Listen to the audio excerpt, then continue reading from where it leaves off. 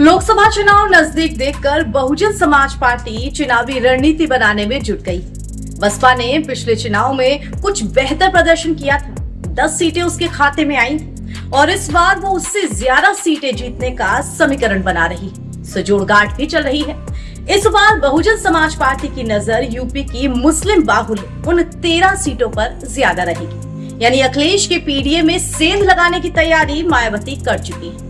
बता दें कि पिछले चुनाव में बसपा ने इन्हीं सीटों पर बेहतर प्रदर्शन किया था, लेकिन उस वक्त यानी कि साल 2019 के लोकसभा चुनाव में बसपा और सपा का गठबंधन था।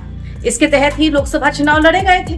बसपा को बहुत फायदा हुआ था, सपा के मुस्लिम वोट उसे सीधे सीधे ट्रांसफर हो गए थे और गठबंधन में जहां उसके कोटे में 38 सीटें आई थी, इनमें से 10 सीटों पर उसने जीत दर्ज कर ली थी। बहुजन समाज पार्टी ने मुस्लिम बाहुल्य 13 सीटों में से 5 पर अपनी जीत दर्ज कर ली थी। इसमें बिजनौर से मलूक नागर, अमरोहा से कुंवर दानिश अली, सहारनपुर से हाजी रहमान, नगीना से गिरीशन और श्रावस्ती से राम शिरोमणि जीत गए थे। वहीं बात मेरठ जनपद की करें तो मेरठ से बसपा के हाजी महमूद याकूब दूसरे नंबर पर रहे थे। अन्य सीटों पर सपा और उसके कोटे पर रालोद उम्मीदवारों ने चुनाव लड़ा था। तो इस बार भी बसपा की कोशिश एससी और मुस्लिम उम्मीदवारों उन्हीं पर अपना बड़ा दांव लगाने की रहेगी। बसपा इस बार जातीय समीकरण के आधार पर मुस्लिम बाहुल्य सीटों पर जातिगत समीकरण बिठाना चाह रही है। वो ये मानकर चल रही है कि मुस्लिम और दलित ये समाज उनके साथ है ही।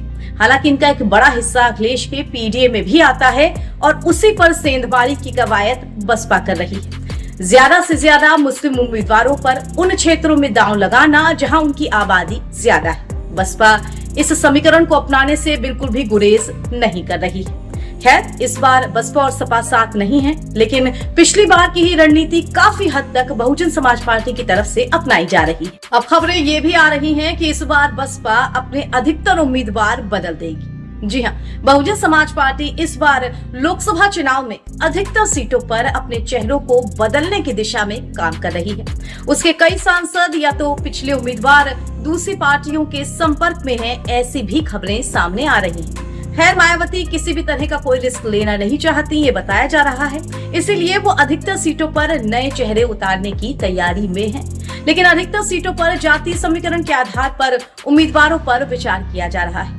वैसे भी मायावती की जिस तरह की रणनीति रही है, सीधे सीधे किसी भी उम्मीदवार को तुरंत पार्टी से निष्कासित करने की, ऐसे में बसपा में गिने चुने सांसद रह भी गए। अब बात गठबंधन की करते हैं तो बसपा के लिए विपक्षी गठबंधन इंडिया के दरवाजे हमेशा से खुले हैं। कांग्रेस की रणनीति रही है कि उत्तर प्रदेश के तमाम विपक्षी दल एक ही छतरी के नीचे आकर के मजबूती के साथ बीजेपी के खिलाफ 2024 का लोकसभा चुनाव लड़े। हाँ, वो बात अलग है कि सपा हमेशा मायावती की बहुजन समाज पार्टी से किनारा ही किए हुए, लेकिन कांग्रेस सामने से आमंत्रण देती है कि बसपा के लिए दरवाजे खुले हैं।